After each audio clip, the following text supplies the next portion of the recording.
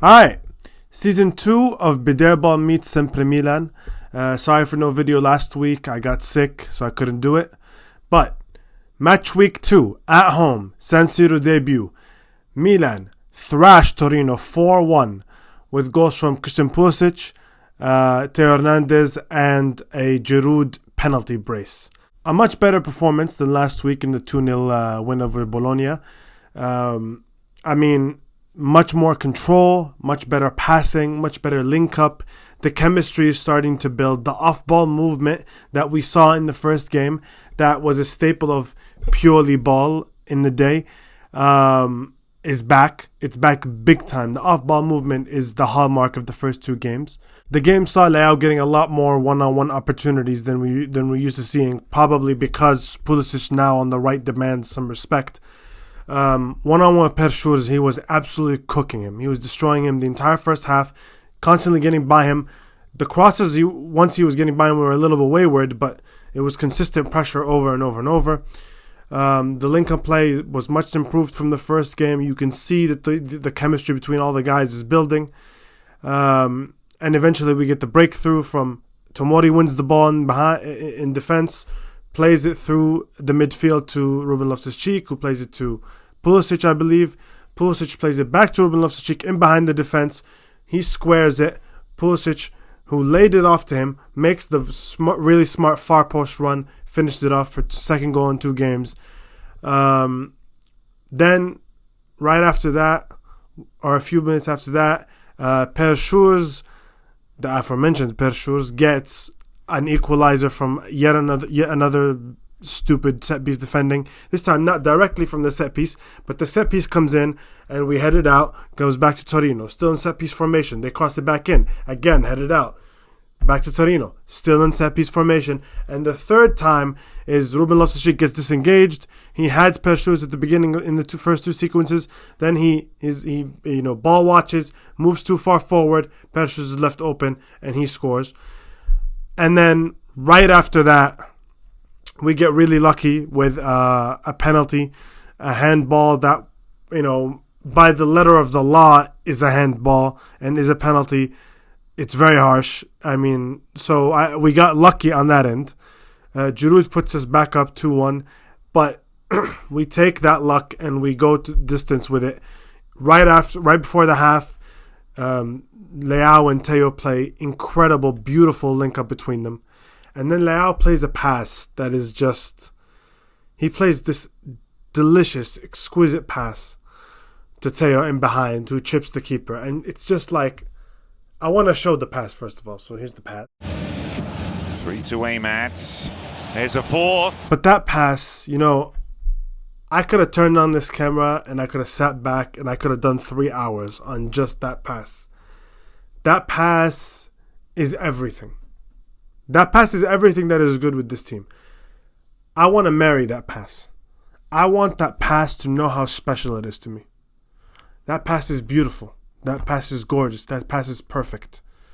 It's like a companion, It's just there when you need it. It's so perfectly just put. It's so perfect. I love that pass. And then Teo, gets the finish, brilliant chip over the tallest keeper in the league.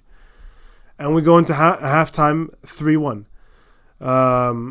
Second half, we come out, and against Bologna, when we took the 2-0 lead, we immediately, dropped back, started playing a lot of transition, and I expected more of the same against Torino. That's not at all what happened. It was very, very pleasant surprise to see that we actually controlled the game throughout. We kept the ball. We created a few more chances.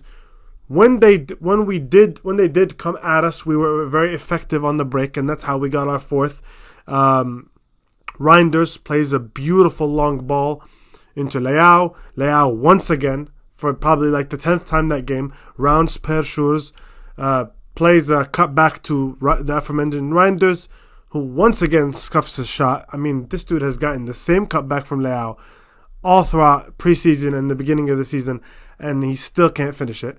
Thankfully, we get a penalty because Pershurs had stepped on Leao's ankle in the build-up. And so Giroud steps up again, slots it home again, 4-1. From then it was cruise control. Then we got the subs, Okafor, Chukwueze, a debut for Yunus Musa, who had a nice little run. Overall, the game was just very well played.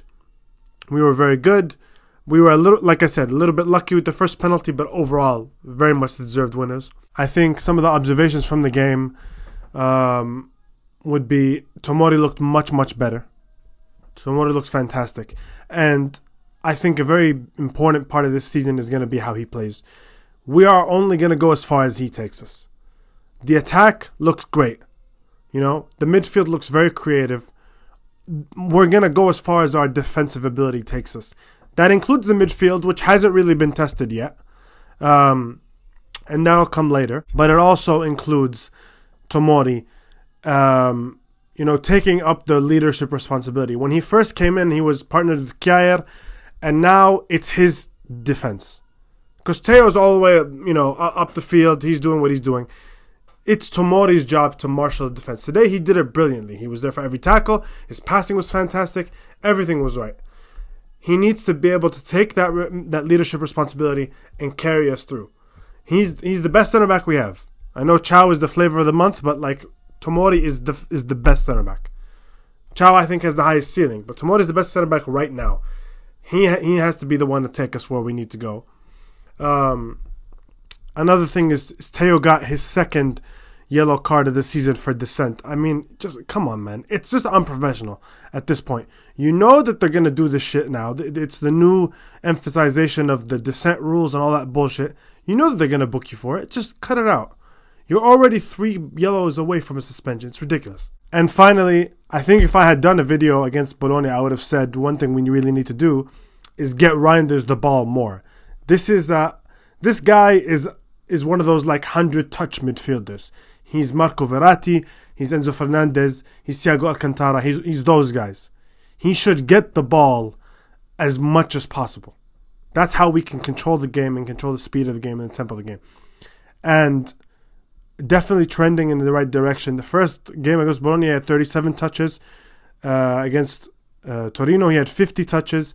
It's turning in the right direction. And again, the more this dude has the ball, the better control we'll have it. Because I know everybody wants to clip, and obviously rightfully so, everybody clips the long passes. The pass he played to Calabria and behind. The pass he played to Leao and so on.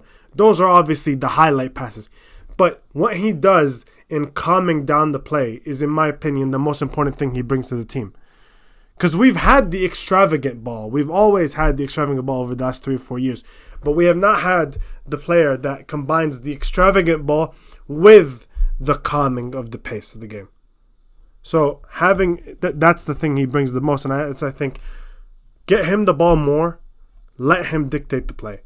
And we go from there. Happy to be back another season. If anybody wants to subscribe to my personal channel, Bdair, the link is in the description. And Forza Milan, let's win this damn thing.